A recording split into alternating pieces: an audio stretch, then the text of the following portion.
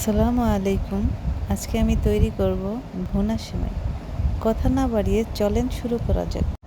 কড়াইতে একটু তেল দিয়ে দিলাম। তেলটা গরম হলে সেমাইগুলো দিয়ে ব্রাউন করে ভেজে নিলাম।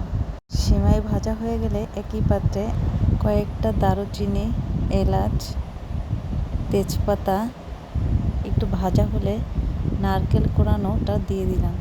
নারকেলটাকে ভালোভাবে ভাজা হলে একটু ব্রাউন কালার করে নিতে হবে, যাতে নারকেলটা পুড়ে না যায়।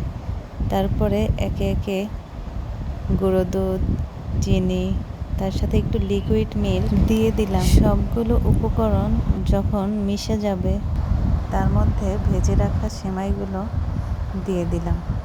এখন সবগুলো উপকরণ একসাথে মিশিয়ে নিব।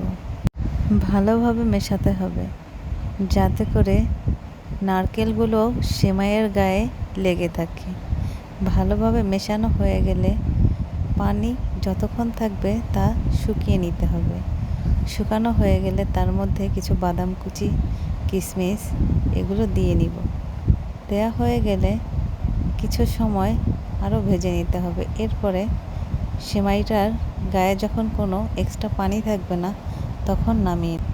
আমি এইভাবে সেমাইগুলো সংরক্ষণ করে রাখি, যখন খেতে ইচ্ছা করে তখনই খাই। চাইলে আপনারাও ট্রাই করতে পারেন।